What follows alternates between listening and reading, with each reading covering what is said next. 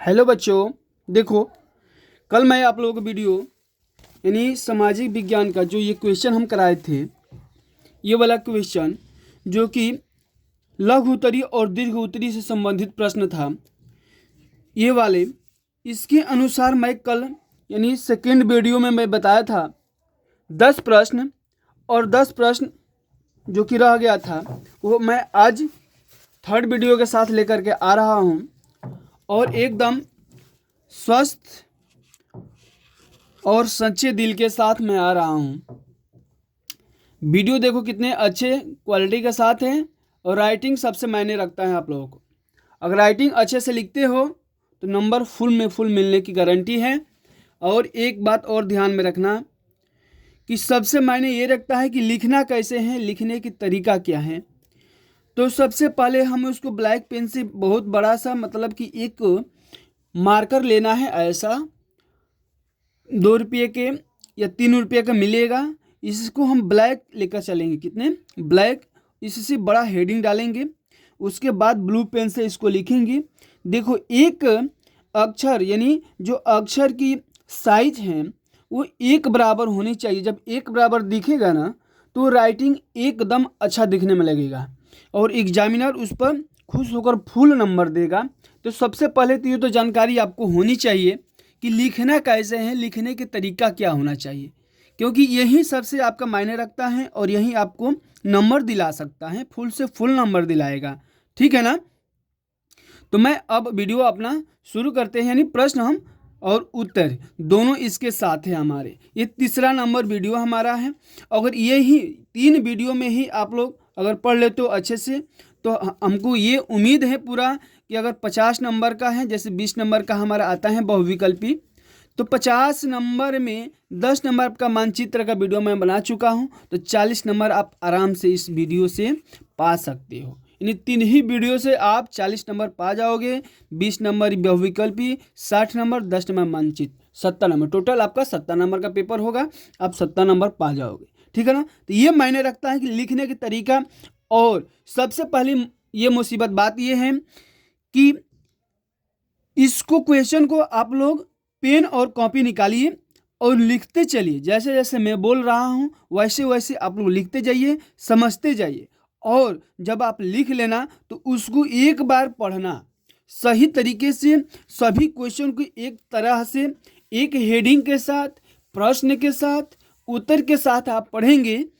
उसके बाद शाम को बैठते हो पढ़ने, उस टाइम आपको आप क्या करना है, प्रश्न और उत्तर के साथ हेडिंग सहित आप उसको लिख डालना है एक रफ पे।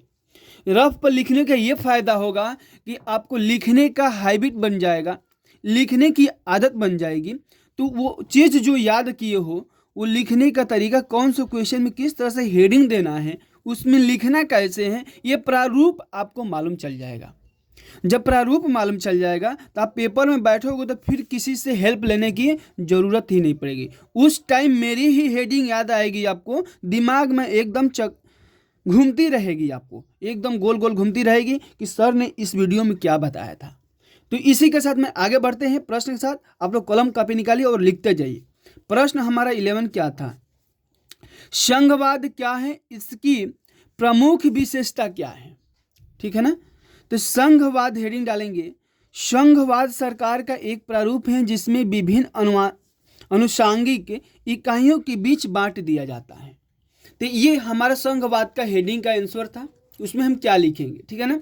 उसके बाद हम आते हैं संघवाद की विशेषता पे। कहाँ आते हैं, संघवाद की विशेषता में क्या लिखेंगे हम, संघवाद की प्रमुख विशेषता है पहला, यह सरकार 2 या 2 से अधिक स्तरों वाली होती है। अलग, दूसरा में लिखेंगे अलग अलग स्तर की सरकारें एक ही नागरिक समूह पर शासन करती हैं, पर कानून बनाते हैं। कर वसूल करने का अपना अपना अधिकार होता है। मतलब सभी सरकार जो होती हैं अपना अपना एक अलग अलग स्तर सरकारें बनाती हैं और उसके अनुसार वो अपना अपना एक कर वसूली यानी कानून अपना अपना बनाती हैं एक संविधान के अनुसार। तीसरे नंबर में हम क्या लिखेंगे, तो विभिन्न स्तरों की सरकारें के अधिक क्षेत्र संविधान में स्पष्ट रूप से वर्णित होते हैं। उसके बाद हम क्या लिखेंगे, चौथे नंबर में चौथे नंबर में क्या लिखेंगे हम, संविधान के मौलिक प्रावधानों में बदलाव के लिए स्तर की सरकारें सहमति जरूरी करती है। ठीक है ना, अगर ऐसे लिख देते हो आप तो बिल्कुल एक भी नंबर नहीं कटेगा आपका। ठीक है ना, देखो कितने अच्छे से सुंदर सुंदर लिखा हूं मैं। ऐसे ही अगर आप सुंदर सुंदर लिख देते हो विचार। देखो पांचवा में हम क्या लिखेंगे, वित्तीय स्वायत्तता निश्चित करने के लिए विभिन्न स्तर की सरकारें के लिए राजस्व के अलग अलग स्रोत निर्धारित हैं। तो अब हम 12वें क्वेश्चन की तरफ चलते हैं। 12 नंबर हमारा क्वेश्चन क्या है और उसको कैसे लिखना है। तो भारत की विधायिकाओं में महिलाओं के प्रतिनिधित्व की स्थिति क्या है। भारत की विधायिकाओं में महिला प्रतिनिधियों का अनुपात बहुत ही कम है। जैसे 2019 के लोकसभा में महिला सांसदों की संख्या पहली बार 14.36% तक ही पहुंची। राज्यों की विधानसभाओं में उनका प्रतिनिधित्व 50% से भी कम है। ठीक है ना, ऐसे ही आप लोग लिखते हुए आगे की तरफ बढ़ेंगे। फिर 12वें में ही हम क्या लिखेंगे, तो इसको देखो क्या लिखना है। अभी ये चीज उसी में लिखना है 12वें नंबर उत्तर में ही। मामले में भारत दुनिया के अन्य देशों में बहुत नीचे है। भारत अफ्रीका और लैटिन अमेरिका के कई देशों से पीछे हैं। कभी कभार कोई महिला प्रधानमंत्री थी मुख्यमंत्री बन भी जाए तो मंत्रिमंडल में पुरुषों का ही वर्चस्व रहा। माने पहले के समय में जैसे पुरुष यानी महिलाएं अगर मुख्यमंत्री या प्रधानमंत्री बन जाती थी तो उनमें पुरुषों का ही वर्चस्व रहता था। मंत्रिमंडलों में पुरुष जो कहता था वही उन लोग करते थे। लेकिन आज के समय में अब ऐसा नहीं, सब महिलाओं और पुरुष को एक अपना अपना अधिकार दिया गया है। महिलाओं को भी हर तरह से अधिकार, उनको चुनने का अधिकार उनको प्राप्त है। देखो 13 नंबर प्रश्न क्या है, राष्ट्रीय आय तथा प्रति व्यक्ति आय में क्या अंतर है, होता है विवेचना कीजिए। ठीक है ना, तो राष्ट्रीय आय तथा लाभ उत्पादन के साधनों द्वारा किसी एक निश्चित समय में उत्पादन किए गए प्रत्येक पदार्थ एवं सेना की वास्तविक या शुद्ध मात्रा होती है। ठीक है ना, प्रति व्यक्ति आय में क्या लिखेंगे हम, प्रति व्यक्ति का अभिप्राय देश के एक ही व्यक्ति को निश्चित समय में एक वर्ष में प्राप्त होने वाली आय से है। ठीक है ना, इसमें दूसरा क्या लिखेंगे हम, राष्ट्रीय आय किसी देश में वर्ष भर उत्पादित की गई वस्तुओं एवं सेवाओं के मौद्रिक मूल्य का राष्ट्रीय आय प्राप्त होता है। किसी देश की राष्ट्रीय आय को उस देश के कुल जनसंख्या से भाग देने पर हमें प्रति व्यक्ति आय प्राप्त होती है। ठीक है ना, इस तरह से हम 13 का आंसर लिख देंगे, नंबर हम पा जाएंगे। 14 नंबर हमारा बहुत लाजवाब क्वेश्चन है और ये वेरी इंपॉर्टेंट है। ठीक है ना, और ये सब जो भी हम प्रश्न बता रहे हैं बाबू, ये 10 वर्षों से पेपर में आ रहे प्रश्न हैं, लगातार प्रश्नों में पूछे जा रहे हैं। ठीक है ना, वैश्वीकरण से आप क्या समझते हैं, वैश्वीकरण का अर्थ, ये पहले हम हेडिंग डालेंगे, वैश्वीकरण का अर्थ क्या है। उसमें हम लिखेंगे एक ऐसी व्यवस्था से किसी भी देश की अर्थव्यवस्था को विश्व की अन्य अर्थव्यवस्था से विदेशी व्यापार एवं विदेशी द्वारा जोड़ा जाता है। वैश्वीकरण के आज विश्व में विभिन्न देशों के बीच वस्तुओं, सेवाओं, तकनीकी, श्रम का आदान प्रदान हो रहा है। ठीक है ना, ऐसे ही हम बढ़ते हैं 15 नंबर क्वेश्चन की तरफ। 15 नंबर हमारा क्वेश्चन क्या दिया हुआ है, तो मनरेगा महात्मा गांधी रोजगार योजना, जिसको हम नरेगा के नाम से जानते हैं, 2005 के समय में इसको किया गया कि उद्देश्यों की व्याख्या कीजिए। केंद्र सरकार ने भारत के लगभग 625 जिलों में काम का अधिकार लागू करने के लिए एक कानून बनाया है। इसे हम महात्मा गांधी राष्ट्रीय ग्रामीण रोजगार गारंटी बोलते हैं। ठीक है ना, तो ऐसे ही इसमें लिखेंगे। और इसमें हम क्या लिखेंगे, और इसमें तो बहुत ही और भी क्वेश्चन है, देखो कैसे लिखेंगे। अधिनियम हमारा 2005 का मनरेगा है, 2005 के नाम से जाना जाता है। इनके प्रमुख उद्देश्य निम्न हैं। कौन कौन से उद्देश्य हैं बाबू, उन सभी लोगों को जो काम करने में सक्षम हैं और उन्हें काम करने की ज़रूरत है को सरकार द्वारा 100 दिन के रोजगार की गारंटी दी गई है। दूसरे नंबर में हम क्या लिखेंगे, यदि सरकार रोजगार उपलब्ध कराने में असफल रहती है तो वह लोगों को बेरोजगारी भत्ता देगी। ठीक है ना। तो इस तरह से हम क्या करेंगे, लघु उत्तरीय प्रश्नों को हम बढ़िया से पढ़ेंगे और लिखेंगे। अब हमारा आ गया दीर्घ उत्तरीय प्रश्न। देखो कितना बड़ा सा और अच्छा सुंदर सा लिखा हूं। दीर्घ उत्तरीय प्रश्न में हम वो वे टॉपिक रखे हुए हैं जो कि ये भी 10 सालों से प्रश्न में आपको पेपरों में बहुत बार है, यानी हर एक शिफ्ट में आने वाले प्रश्न। ये नहीं कि एक शिफ्ट में आ गया दूसरे में नहीं आया।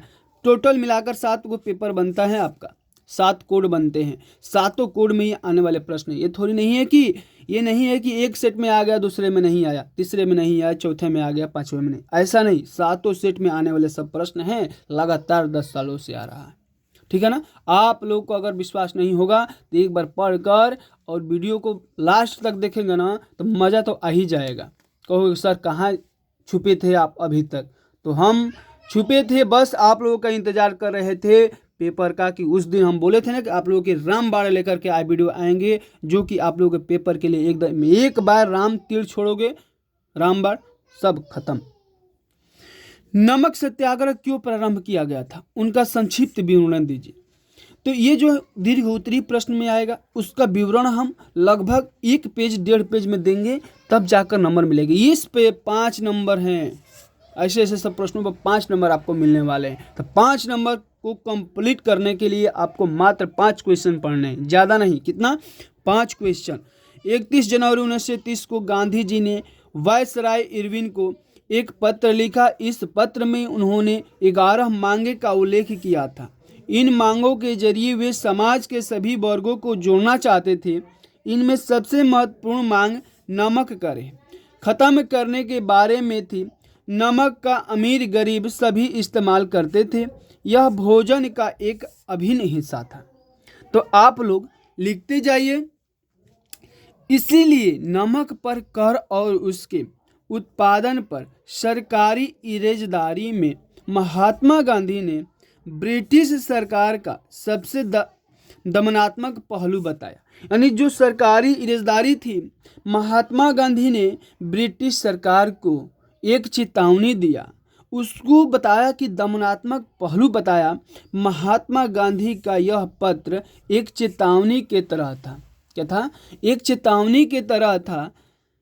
इन्होंने लिखा था, क्या लिखा था भाई, कि यदि 11 मार्च तक, यानी गांधी जी ने ब्रिटिश सरकार से मांग की कि 11 मार्च तक हमारी मांगों को अगर नहीं माना गया तो कांग्रेस सविनय अवज्ञा आंदोलन शुरू कर देंगे। महात्मा गांधी ने सविनय अवज्ञा आंदोलन शुरू करने से पहले ब्रिटिश सरकार से 11 मार्च तक इस मांगों की पूरी करने के लिए ब्रिटिश सरकार की यहाँ पत्र भेजा था, जिसमें इरविन झुकने को तैयार ना था। जो इरविन सरकार थी, इरविन जो थे वो झुकने का तैयार नहीं था। वो भी अपना अभिमान के साथ था कि मैं इनकी मांगों को पूरा नहीं करेंगे।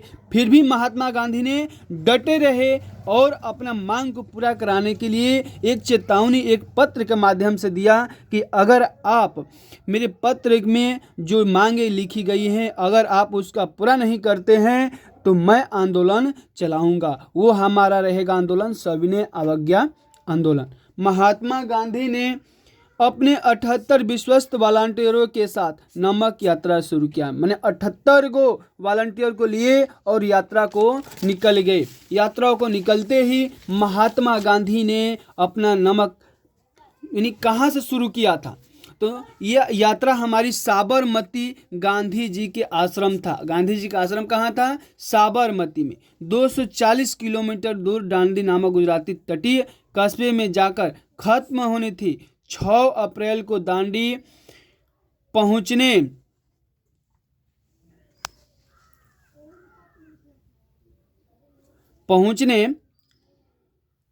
6 अप्रैल को दांडी पहुंचने और उन्हें समुद्र का पानी उबालकर नमक बनाना